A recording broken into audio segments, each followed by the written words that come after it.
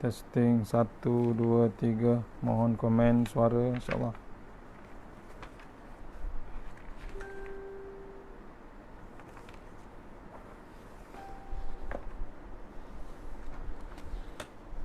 Mohon komen suara.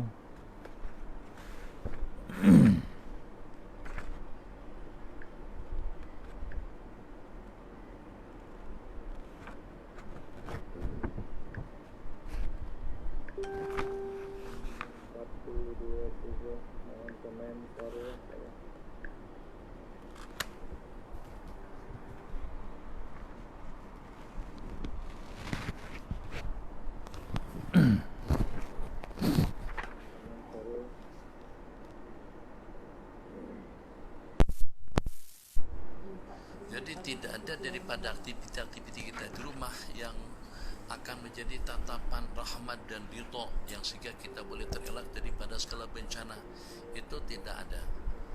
Tapi bagaimanapun ini hanya sekedar masukan, tidak lebih daripada sekedar pandangan, renungan yang mudah-mudahan mendapatkan insya-Allah malam ni di surau Kampung Semarang Batu 30, surau Batu 30, Kampung Semarang Bengkel, insya-Allah. Mohon grup WhatsApp, grup Facebook share, insya-Allah. Allah dalam bentuk amal ibadah bakti kita kepada Allah Jalla Jalaluhu. Allah yang Maha Kuasa atas segala-galanya, Maha Kuasa untuk menimpakan penyakit, problem, tantangan, musibah, bala malapetaka kepada sesiapapun yang walaupun saat ketika dengan kita berada di rumah sekalipun. Jadi tidak ada jaminan mutlak juga. Tapi kalau ternyata arahan daripada pihak kerajaan sini dan juga kerajaan sana mengarahkan untuk kita tidak beraktiviti yang baru insya-Allah, kita patuh arahan sami'na wa ata'na. Tapi kalau seandainya kita di pondok-pondok kita masih diberikan kebebasan, itu bergantung kepada inisiatif atau kebijakan daripada ketua pengarah pondok atau tahbis. Yang nak berkarantina di pondok silahkan, yang nak balik itu sangat-sangat juga dianjurkan. Seandainya ada kelonggaran macam tu daripada pihak kerajaan, di masjid-masjid nak mengadakan salat Jumatan silahkan, tapi tanggung testing 1 2 3 insya-Allah. Nak memang diarahkan untuk tutup. Seandainya ada kelonggaran seperti itu, Abi secara pribadi akan lebih yakin, seyakin-yakinnya aktiviti ibadah di masjid-masjid dan juga di pondok-pondok pesantren kita kurangkan kegiatan pengajian dari 4 kali jadi 2 kali. Selebihnya kita akan berzikir bersama, bermunajat, meminta, menangis di hadapan Allah. Assalamualaikum warahmatullahi wabarakatuh. Alhamdulillahirabbil alamin, wassalatu wassalamu ala asyrafil mursalin wa ala alihi washabihi ajmain. A'udzu billahi minan nar min syarril kuffar min ghadabil jabbar wal izzati lillahi rasulih. Allahumma ghnini bi anil haram siwa bismika Allahumma ya daim ya hayyu ya fardu ya witr ya ahad ya samad. Allahumma shalli ala Muhammad wa ala ali Muhammad. Jadi Abi berharap kalau seandainya ucapan yang sekelas ini dengan rendah hati, dengan ucapan ampun maaf. Bismillahirrahmanirrahim. Bismillahirrahmanirrahim. La yasuqa ya Allah. Bismillahirrahmanirrahim. La yasrifu suwa. Bismillahirrahmanirrahim. Man kana min ni'matin fa min Allah. Bismillahirrahmanirrahim. La ya'ti bil hasanati illa Allah. Bismillahirrahmanirrahim. La hawla wa la quwwata illa billahil aliyyil azim. Allahumma nas'aluka bi barakati syarifah antuhul maladni. Amin ya rabbal alamin. Insyaallah. Alhamdulillah, jumpa lagi untuk pengisian maghrib hari ini. Sambungan daripada kitab semalam tapi di surau yang lain hari ini. Surau Batu 30, Kampung Semarang Dengkel. Kampung Semarang Dengkel, insya-Allah. Saya tujukan online ni, lama tak pergi sana, insya-Allah. Kampung Semarang Dengkel, Surau Batu 30.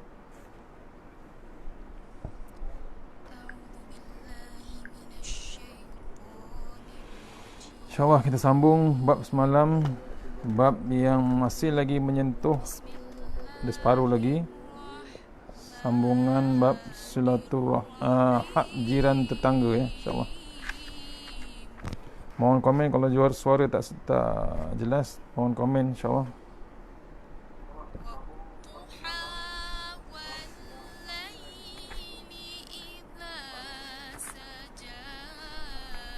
kita mula dengan surah Al-Fatihah. A'udzubillahi minasyaitonir rajim. Bismillahirrahmanirrahim. Alhamdulillahirabbil Iyyaka na'budu wa iyyaka nasta'in. Ihdinas siratal mustaqim, siratal ladzina an'amta 'alaihim.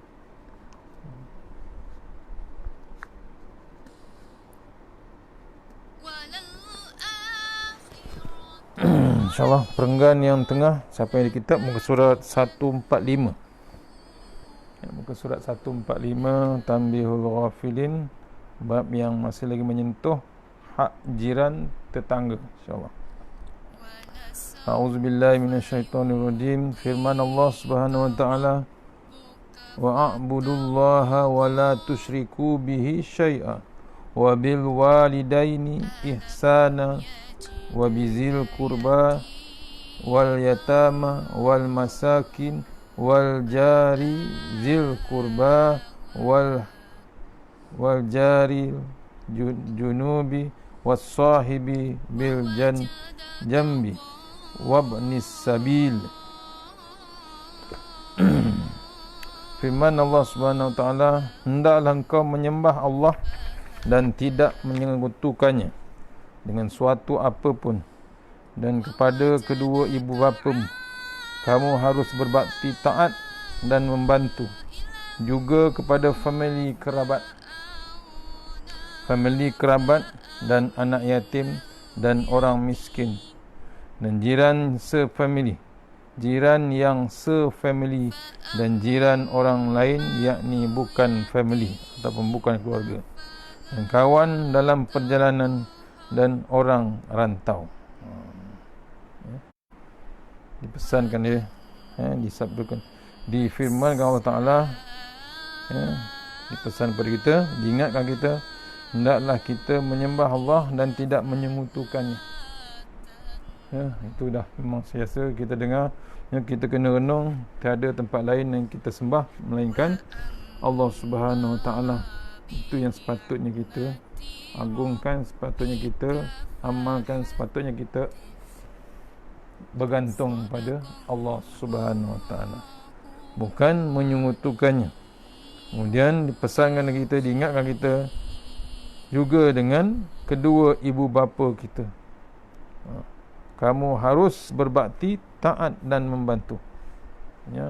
Hak kedua ibu bapa kita, apa hak dia? Kita kena bantu dia. Hebat macam mana pun kita tetap bersama dengan kedua ibu bapa kita. Taat dan membantu, kecuali yang maksiat. Juga kepada famili kerabat. Dipesankan juga untuk kerabat ibu dan ayah kita, dan anak yatim. Dipesankan juga, diingatkan pada kita pada anak yatim. Kemudian orang miskin, jiran yang sefamili, jiran sekeluarga ataupun jiran yang bukan sekeluarga, dan juga kawan dalam perjalanan, kawan yang sedang musafir ataupun orang rantau. Rantau apa? Orang yang merantau, orang yang jalan jauh, merantau. Tuh dipesankan dia Allah Subhanahu wa taala. Rasulullah SAW bersabda, jiran itu ada 3 macam. Jiran tetangga itu ada 3 macam. Yang mempunyai 3 hak, dan yang mempunyai 2 hak, dan mempunyai 1 hak. Dibagikan type macam, 3 golongan jiran. Yang pertama dipanggil jiran yang mempunyai 3 hak, yang kedua yang mempunyai 2 hak, dan yang ketiga mempunyai 1 hak dia. Adapun yang mempunyai 3 hak, maka jiran yang sefamili dan muslim. Yang 3 hak tu ialah jiran yang sefamili, sekeluarga dan muslim. Itu hak sepenuhnya. Adapun yang mempunyai 2 hak, maka jiran yang bukan family tetapi muslim. Orang muslim tapi bukan keluarga. Yang ketiga, adapun yang mempunyai 1 hak, maka jiran orang kafir zimmi. Orang kafir yang tidak mengganggu kaum muslimin. Itu jiran yang golongan ketiga. Tiga hak itu ialah hak family dan hak kejiranan dan hak Islam. Dua hak iaitu hak kejiranan dan hak Islam. Maksud dia, satu hak tu ialah hak sebagai jiran. Tu kehebatan jiran tetangga kita. Yang tiga hak tu adalah dia ada keluarga, ada hak terhadap kejiranan, ada hak pada Islam. Yang kedua, hak terhadap kejiranan dan Islam saja. Dua saja. Yang ketiga, hak sebagai jiran. Tak kira Islam ataupun tidak Islam. Abu Dzar Al-Ghifari radhiyallahu an berkata, saya dinasihatkan oleh kekasihku Nabi Muhammad sallallahu alaihi wasallam tiga macam. Sahabat ni Abu Dzar Al-Ghifari dipesan, dinasihatkan oleh kekasih dia siapa? Sama dengan kekasih kita, iaitu Rasulullah SAW. Tiga pesanan dipesan daripada Nabi Muhammad SAW. Yang pertama, dengarlah dan taatlah kepada pimpinan kaum muslimin, meskipun yang diangkat itu orang yang dipotong hidungnya dan hamba sahaya. Tu dipesankan oleh Rasulullah. Bukan saya pesan, ni Rasulullah ditulis dalam kitab. Dipesankan kita sehebat-hebat pesanan, dengarlah dan taatlah kepada pimpinan kaum muslimin. Kita ada tak sekarang? Dah ada. Hampir kesemua orang muslim. Bila diperintahkan kita berkurung, kena taat. Pasal apa? Ada bab mudarat, ada bab musibah. Yang bercakap tu adalah orang Islam. Pemimpin kita sekarang pemimpin Islam. Nabi dah suruh dulu lagi, suruh kita taat dengan pimpinan Islam. Walaupun pemimpin tu, dibagi contoh ni, hidungnya dah kena potong, kena perang, cacat muka dia, ataupun bekas hamba abdi ataupun hamba sahaya. Syarat yang utama adalah pemimpin Islam tu kena taat kepada kepimpinan kaum muslimin. Bukan saya kata, kitab dah tulis yang disabdakan oleh Rasulullah SAW. Sebab tu kita jangan lari pada pimpinan Islam. Tak ada cara lain lah. Bila yang di atas tu Islam, atas tu taat pada Allah, taat Rasulullah, yang di bawah tak jadi masalah. Keberkatan tu paling hebat daripada atas. Tu yang penting kita ni memilih pemimpin Islam. Dia bukan bab politik, bukan bab resis, bukan bab bangsa. Ini dah dinyatakan dalam kitab, ceritakan kita kena dipimpin oleh orang Islam. Pasal apa? Pasal kita umat Islam. Dah ada kitab. Dalam kitab dah tulis dah, cari jalan untuk dipimpin oleh pimpinan Islam. Yang kedua, jika kamu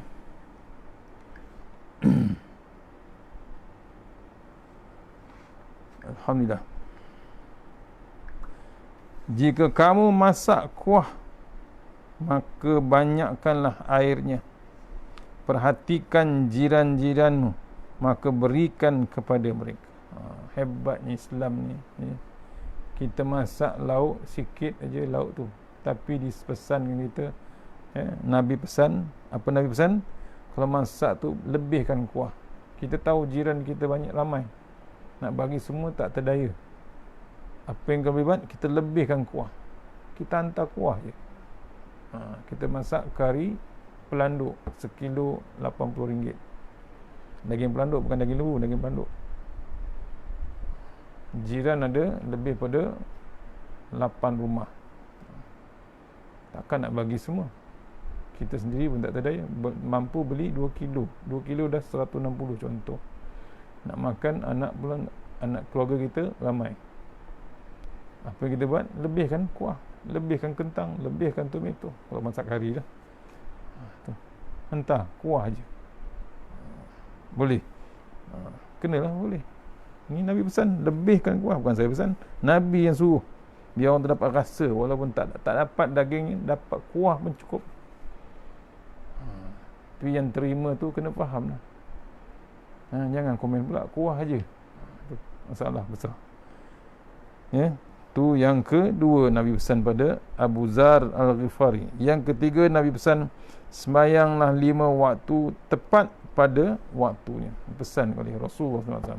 Sembahyanglah, ya, sembahyanglah tepat pada waktu. Tak boleh tangguh, dibimbangi. Kita balik penat nak sembahyang isyak, kita tangguh, nanti malam boleh buat sama dengan sembahyang tahajud. Kalau kita bangun, alhamdulillah. Tu kalau kita bangun. Kalau mati, tak boleh tangguh. Yang wajib kita selesaikan dulu. Isyak, selesaikan isyak. Maghrib kita selesaikan. Nak tidur dah selesai semua. Itu antara syarat kita tidur secara sempurna. Sembahyang 5 waktu tepat pada waktunya. Juga ada keterangan, siapa yang mati sedang 3 dari jirannya rela padanya, maka diampunkan baginya. Allah, tu hebatnya jiran, tuan-tuan. Ya, kita berbaik dengan jiran kita. 3 je. 3 jiran tu redha pada dia. Ya, diampunkan kita dosa-dosa kita yang dulu. Tu. Sedangkan 3 dari jiran tu rela dan redha lah padanya. Ya, jiran kita ni 3 rumah redha pada kita. Maka dosa kita hebat diampunkan. Seorang datang kepada Nabi SAW mengadu kepada gangguan jirannya. Maka Nabi bersabda kepadanya, jagalah dirimu, jangan mengganggu padanya. Sabarlah atas gangguannya. Cukup bagimu maut untuk memisahkan kamu berdua. Pesanan Rasulullah SAW. Hebat macam mana? Hebat macam mana diganggu oleh jiran. Kita tak payah sibuk. Kita tak payah nak lawan balik. Kita kadang-kadang payah juga. Kita kadang-kadang payah juga. Suka nak ambil tahu satu hal, suka melawan satu hal juga. Kena renung kita. Jangan kita melampaui batas dengan jiran. Jaga bab jiran kita. Nabi kata hebat macam mana gangguan dia, sabar kita. Diganggu macam mana pun kita tetap sabar gangguan. Cukup dengan maut saja. Tu jiran hebat, sampai ke mati pun kita boleh sabar. Itulah kehebatan yang Nabi pesankan. Al-Hasan Al-Basri berkata, bukan yang bernama baik dalam kejiranan itu tidak mengganggu jiran, tetapi baik dalam kejiranan itu ialah sabar atas gangguan mereka. Itu hebatnya seorang tetangga, jiran tetangga, ialah sabar dengan gangguan jiran. Macam-macam perangai jiran sekarang.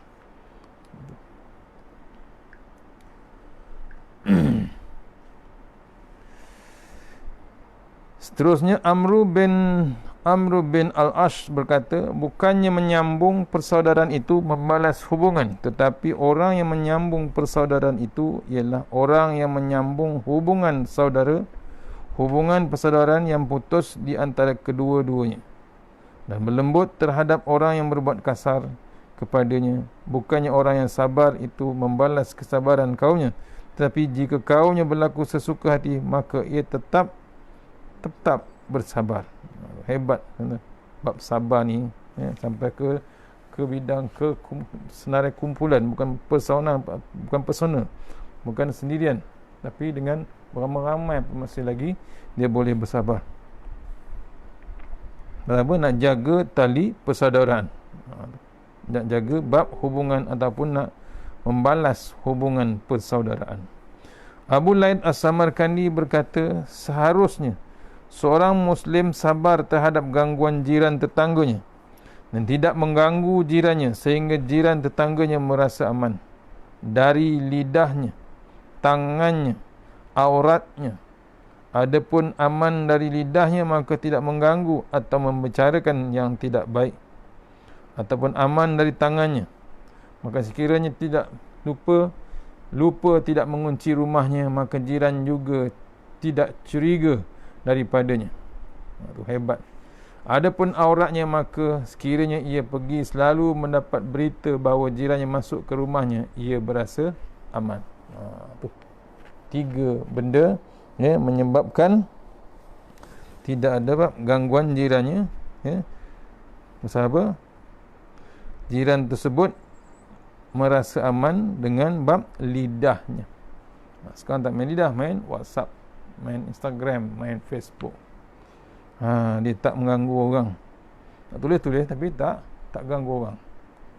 Yang kedua dengan bab lidah, tangannya. Ketiga, bab anggota tangannya. Dia tak risau. Bila tak kunci rumah, dia tahu jiran akan lihat, jiran akan bantu. Yang ketiga, bab jiran, aurat dia.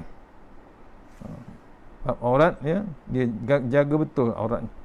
Nak masuk rumah pun dia tengok dulu kat mana lokasi, kat mana yang sepatutnya berdiri, kat mana sepatutnya dia memberi salam, kat mana sepatutnya dia masuk dulu ataupun tunggu jiran tu panggil masuk. Itu bab aurat penting. Ibnu Abbas radhiyallahu anhu berkata, 3 macam akhlak yang berlaku di antara jahiliah dan dianjurkan supaya tetap ada pada kaum muslimin. Bab jahiliah pun ada, disambung, diteruskan dengan orang kaum muslimin. Yang pertama, jika kedatangan tetamu bersungguh-sungguh menghormati dan menjamu. Bab ni dari dulu lagi. Bab zaman ni, zaman orang Arab dulu pun, zaman jahiliah masih lagi maintain sampai sekarang ni. Bila ada tetamu datang, menyungguh dia untuk menghormati dan menjamu dia, diraikan jiran tu. Tetamu datang. Ni zaman dulu pun dah ada orang buat. Islam teruskan pasal benda yang baik. Yang kedua, jika mempunyai isteri yang telah tua, tidak menceraikan agar jangan sampai sia-sia. Itu hebatnya akhlak berlaku pada zaman jahiliah sampailah jadi orang muslimin. Yang ketiga, jika jirannya mendapat kesukaran, maka ia berusaha untuk meringankannya meskipun dengan membayar hutang. Itu hebatnya jiran, jaga jiran dia pasal kesukaran yang dihadapi oleh jirannya. Dia tetap teruskan ataupun berusaha bantu jiran tersebut sambil meringankannya kedukaan dia ataupun kesusahan yang dihadapinya. Contohnya hutang pun dia sampai boleh bantu. 3 benda yang dianjurkan kepada kaum muslimin yang diikuti daripada 3 ini daripada zaman dulu, zaman sebelum Islam. Anas bin Malik radhiyallahu anhu berkata, Nabi SAW bersabda, pada hari kiamat seorang jiran memegang jirannya dan berkata, ya Tuhan, Engkau luaskanlah rezeki saudaraku ini dan menyempitkan rezekiku sehingga saya lapar pada waktu siang dan ia kenyang, dan siang hari dan ia kenyang. Maka tanyakan kepadanya mengapa ia menutup pintunya dan mengharamkan aku dari apa yang telah diluaskan baginya. Nabi SAW pada hari kiamat kelak, seorang jiran memegang jirannya pada jiran dan berkata, ya Tuhan, Engkau luaskanlah rezeki saudaraku ini dan menyempitkan rezeki dia sehingga dia lapar pada waktu siang, kenyang, dan ia kenyang. Maka tanyakan kepadanya mengapa ia menutup pintunya dan mengharamkan aku diluaskan baginya. Ni jangan sampai lagi level tu, makan seorang-seorang, duduk seorang-seorang, buat perangai nafsi. Besok dia ungkit di sana, besok jiran tu tuntut balik pasal perangai dia. Janganlah kita sampai ke tahap tu. Kalau betul-betul sayang Allah Ta'ala, insya-Allah. Sufyan As-Sauri berkata, 10 perkara daripada kekejaman Maksudnya 10 perkara daripada kekejaman ni, kezaliman yang kita buat. Ya, ada 10 tanda-tanda kezaliman yang kita buat. Pertama, seorang yang berdoa untuk dirinya sendiri tidak mendoakan anak-anaknya dan kaum muslimin. Ni kan zalim. Zalim pun satu hal, kedekut pun satu hal. Ya. Tak nak doakan orang lain. Doa diri sendiri. Padahal kita dah belajar lah. Ya. Semua ada bab doa untuk seluruh kaum muslimin dan muslimat. Janganlah kita doa seorang-seorang. Ya. Tu yang paling banyak pahala kita buat macam tu. Buat kita doakan semua. Ya, macam kita doa ibu bapa kita. Ya. Ujung tu kita doa juga untuk ibu bapa orang lain, diampunkan dosanya. Kan keseluruhan tu kita dapat pahala. Kita yang berdoa pun dapat pahala, yang lain pun dapat pahala juga. Sebab tu diingatkan kita, bila berdoa jangan untuk diri kita sendiri. Fikir keluarga kita sendiri, fikir kerabat kita sendiri. Jangan difikirkan bab perangai je. Fikirkan semua pahala yang penting. Yang kedua,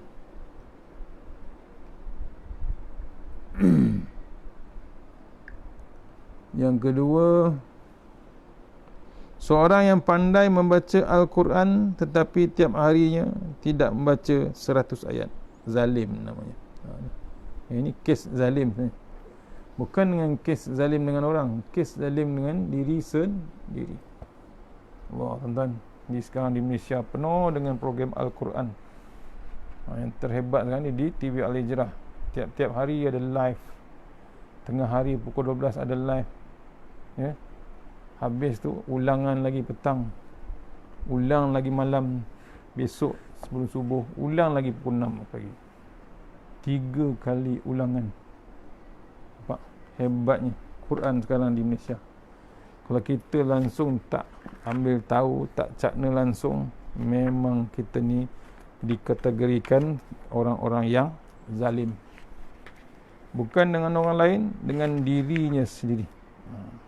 Lepas tu, dengan kita ketinggalan dengan bab Quran, ada peluang untuk belajar depan mata. Ada dalam TV, siaran langsung ada, rakaman ada, diulang 4 kali, 3 kali.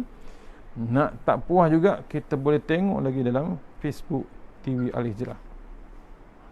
Tu baru TV Al-Hijrah. Nampak? Pasal apa? Lama dah kita baca Quran, kita tak pernah check betul ke Quran kita, betul ke bab tajwid kita. Makna langsung tak ambil tahu. Hari-hari kita baca Quran, hari-hari bila sembahyang Fatihah berapa kali? Satu hari kita ulang Fatihah. Al-Fatihah ni surah yang pertama. Tak tahu asal usul dia. Kenapa dia kat depan, kenapa dia yang pertama, kenapa dia sepatutnya selepas Iqra. Tu. Sejarah tu kita tak ambil tahu. Pasal tu Quran ni hebat, ada sejarah, ada cerita, ada khabar gembira, ada khabar duka cita, ada amaran, ada peringatan Al-Quran.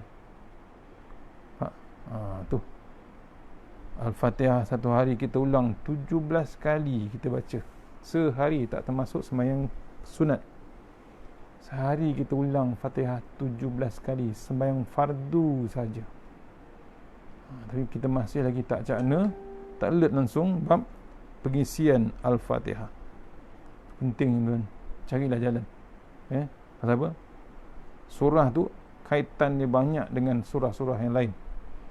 Sebab tu dikatakan tuan guru saya dulu, kalau nak tahu, nak tafsirkan Fatihah ni, setahun pun tak cukup, tak habis masa. Apa?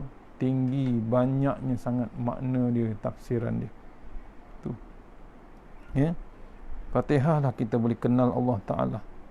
Ya. Fatihah ni kita kenal Allah Ta'ala. Mohon tuan-tuan, jangan kita jadi zalim. Apa? Allah bagi peluang ni, maksudnya rahmat Allah Ta'ala, sayangnya Allah Ta'ala, ya, masih lagi nak bantu kita. Walaupun kita dah banyak buat kesilapan sebelum ini, Allah bagi peringatan hebat dengan corona dan macam-macam sekarang ni. Ni Allah bagi peluang, Allah bagi jalan dengan keadaan pentadbiran dan pemerintah sekarang. Kita berpeluang untuk mempelajari Al-Quran. Renung, ya, dengan tajwid, dengan lagu, dengan makna, dengan tadabbur sekali. Tolong rayulah diri sini, pujuklah hati kita, pujuklah diri kita untuk mengaji kita. Siaran langsung ada, rakaman ada, diulang dalam Facebook pun ada. Cuba renung, jangan kita bersikap zalim pada diri kita sendiri. Ya, itu salah satu kezaliman kita, bukan dengan jiran. Kezaliman kita lakukan dengan diri kita sendiri. Cuba renung, kalau Allah cabut nyawa kita dalam, katalah kena corona, hari itu cabut kita dalam keadaan kita tak tahu sepatah perkataan Al-Quran, apa yang kita nak jawab dengan Allah Subhanahu Wa Taala? Allah sayang kita, tuan-tuan. Cubalah pujuk hati kita, belajarlah Quran depan mata, depan TV. Kita ada TV, sebesar-besar TV, kalau tak tengok ayat Quran, macam mana nak menghadap Allah Ta'ala nanti? Sebab tu seorang yang pandai baca Quran tetapi tidak tiap harinya tidak membaca 100 ayat, dia dikategorikan zalim. Bukan dengan orang lain, dengan diri dia sendiri. Yang ketiga, seorang yang masuk masjid lalu keluar dan tidak sembahyang 2 rakaat. Masuk masjid, singgah masjid, siap ambil wuduk lagi, siap gambar lagi. Masjid pula cantik, Masjid Seri Sendayan, cantik. Gambar daripada pintu gate masuk sampai ke dom masjid, sampai ke mihrab, tak berhenti dengan gambar dia, selfie dia. Tapi tak sekali pun tak sujud tahiyatul masjid. Zalim, dia memang zalim.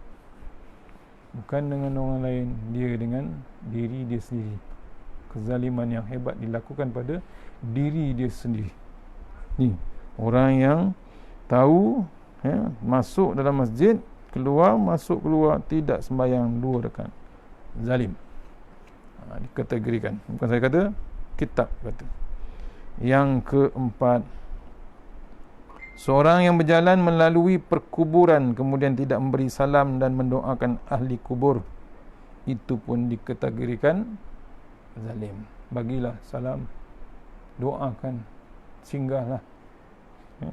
Satu lagi saya lupa tadi, bab masjid tadi, ya, kita lalu depan masjid tapi kita tak hendak pun singgah, tapi hati tu bercakap, hati kecil tu bercakap, masjid tak nak juga singgah, tapi hati bercakap tu masjid. Maksudnya apa, kan? Ulama Turki definisikan, sebenarnya bila kita lalu depan masjid, depan surau, depan musola, hati tu berkata itu masjid. Hati cakap, sebenarnya Allah panggil kita, sebenarnya Allah seru kita, datanglah sembah dia, sujudlah dengan Allah Ta'ala. Tapi kita ego, kita sombong, akhirnya kita tak boleh pergi masjid. Berlaku tak? Dah berlaku sekarang. 3 bulan lebih tak pergi masjid. Berapa minggu tak sembahyang Jumaat. Dulu kita mengata orang tak sembahyang Jumaat, sekarang kita sendiri yang tak sembahyang Jumaat. Nampak? Tu kena renung. Sebab tu jangan mengata orang, akhirnya dikata orang balik. Yang keempat tadi, lalu kubur. Yang kelima, seorang yang sampai di satu kota pada hari Jumaat kemudian tidak sembahyang Jumaat. Ini pun satu hal, zalim. Ya. Lalu satu tempat tak nak sembahyang Jumaat. Sebab tu hari Jumaat ni kalau nak musafir kena hati-hati. Boleh tak sembahyang Jumaat? Boleh. Syaratnya musafir yang baik, tujuan yang baik, kemudian keluar sebelum subuh. Syaratnya. Kalau lepas subuh dah kena sembahyang juga hari Jumaat. Ni kena faham, ya, tu. Seterusnya yang keempat, kelima kezaliman yang kita buat ialah seorang yang di daerahnya didatangi oleh seorang alim tiba-tiba tidak mahu belajar apa-apa kepadanya. Zalim, dia memang zalim. Ya. Satu kampung didatangi oleh orang alim, tok guru, ulama, nak mengajarnya bab ilmu, tak nak pergi, tak ada sebab, selesa je di rumah, ia dikategorikan zalim. Lagi yang zalim lagi hebat apa dia? Dia pula jahil. Lagi hebat kategori dia, dia dan keluarganya pun sama-sama jahil. Apa jadi? Zalim.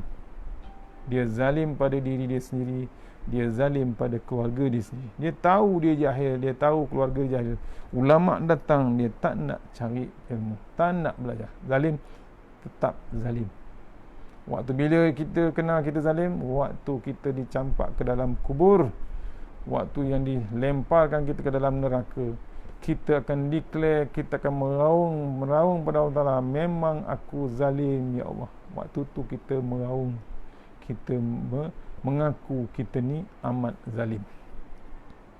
Yang ke-7, dua orang yang bertemu di perjalanan dan masing-masing tidak saling bertanyakan nama kawannya itu. Itu pun dikategorikan zalim. Dah lama dah jumpa, tak tanya pun bab nama dia. Berlaku tak berlaku sekarang? Lama dah duduk taman tu. Ya, dah lama dah. Hari-hari salam di surau masjid. Nama tak tahu. Zalim. Sebab bila ada orang luar datang cari sahabat tu, dia tak tahu nama, boleh dia kenalkan orang tu? Tak boleh. Tu zalim kita sebenarnya. Lepas tu bila salam, tengok muka, kena tahu nama dia, tahu alamat dia kalau boleh. Tuan tara, jaga bab jiran tetangga. Yang ke-8 kezaliman yang kita lakukan, seorang dijemput pada jamuan, tiba-tiba tidak datang. Zalim, dia zalim. Jemput dah kenduri kahwin. Bukan jemput WhatsApp. Habis WhatsApp, ikut adab orang dulu. Datang pakai baju cantik, Melayu, baju kurung. Datang menghadap yang dijemput tu. Ceritakan, jemput secara zaman dulu memang beradab betul. Pakai smart, bersih. Tujuan datang ke rumah jiran untuk menjemput jiran tu kenduri kendara dia. Tak cukup dengan jemputan original, hantar lagi kad. Dulu tak pakai WhatsApp, dulu pakai kad.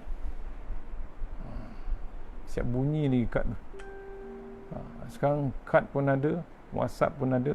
Jemput sekali dengan face to face pun jemput.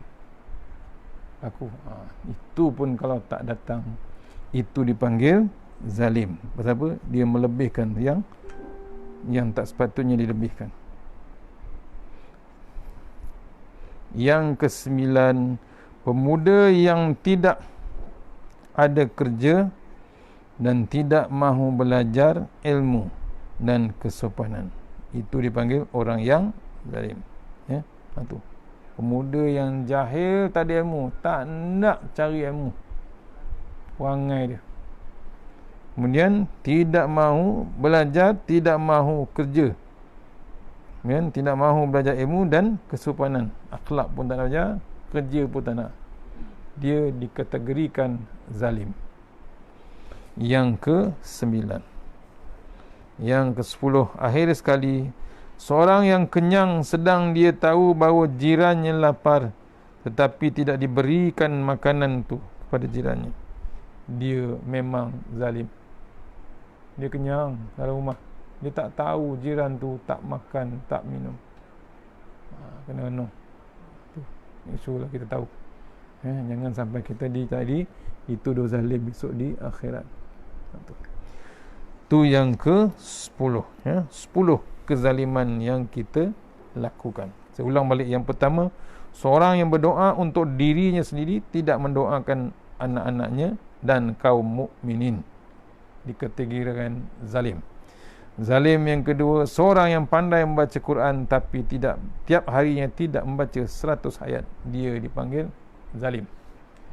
Yang ketiga, seorang yang masuk masjid lalu keluar tidak sembahyang 2 rakaat, zalim.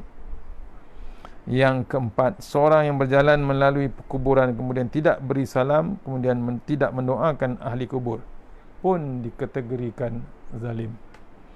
Yang kelima, seorang yang sampai di suatu kota pada hari Jumaat kemudian tidak sembahyang Jumaat, pun zalim.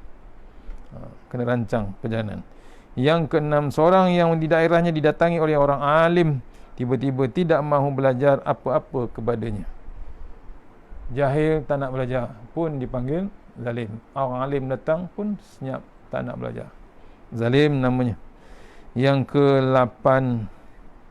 ketujuh, 2 orang yang bertemu di perjalanan masing-masing tidak saling bertanyakan nama kawannya, itu pun zalim. Bertahun duduk taman tak kenal nama. Yang kesembilan, pemuda yang tidak ada kerja, tidak mahu belajar ilmu dan kesopanan, itu pun dipanggil zalim. Yang ke-10, kezaliman yang dibuat orang yang kenyang sedang makan sedap di rumahnya, ya, padahal jirannya lapar, tapi dia tak beri pun langsung makanan, ia dipanggil zalim yang hebat. 10 kezaliman yang kita, kalau boleh, jangan kita buat, elakkan kalau boleh. Sikit lagi, Abu Lain As-Samarkandi berkata, kesempurnaan baik kepada jiran itu ada dalam 4 perkara. Sempurnanya kita baik, sempurnanya kita dengan jiran ada 4 perkara kebaikan kita buat. Yang pertama, dengan jiran membantu dengan apa yang ada padanya, kemampuan kita, apa yang kita mampu kita bantu. Yang kedua, tidak menginginkan kepunyaan jiran. Sekali-sekala kita nakkan jiran, hak jiran kita, janganlah. Jangan kita ganggu. Kadang-kadang kita pun perangai pelik. Jiran masak, jiran masak untuk meniaga, kita pun ikut niaga. Niagalah benda lain, dia meniaga benda yang sama juga. Aduh, zalim sebenarnya. Tak jadi. Yang ketiga, tidak mengganggu kepadanya. Jangan sekali ganggu kepadanya. Cari jalan untuk tidak mengganggu, raikan kalau boleh tiap-tiap hari. Akhir sekali, bab jiran tetangga. Sabar, kita kena sabar atas gangguan jiran. Itu yang paling kelas, paling hebat. Kita boleh sabar dengan perangai jiran kita. Itu 4 perkara yang diceritakan oleh Alim Alid, kesempurnaan baik kepada jiran. Ulang balik, membantu dengan apa yang kita ada. Yang kedua, tidak inginkan kepunyaan jirannya. Yang ketiga, tidak ganggu jirannya. Yang akhir sekali, sabar atas gangguan jiran. Macam mana hebat pun gangguan, tetap sabar. InsyaAllah habis bab jiran, hak jiran tetangga. InsyaAllah kita akan masuk dalam bab larangan minum khamar ataupun larangan minum arak. InsyaAllah besok saya tentukan surau mana atau masih mana, kita sambung di online besok kalau ada surau yang berkenan. InsyaAllah mudah-mudahan ada. Tak boleh tunggu majlis ilmu ni walaupun dah habis PKP, terus ada PKP pemulihan. Kita pun kena pulih juga, InsyaAllah. Tak takut mana yang baik pada Allah Ta'ala, buruk daripada saya. Kita sudah ingin surah Al-Fatihah. Auzubillah. Bismillahirrahmanirrahim. Iyyaka na'budu wa iyyaka nasta'in. Shiratal ladzina an'amta 'alaihim.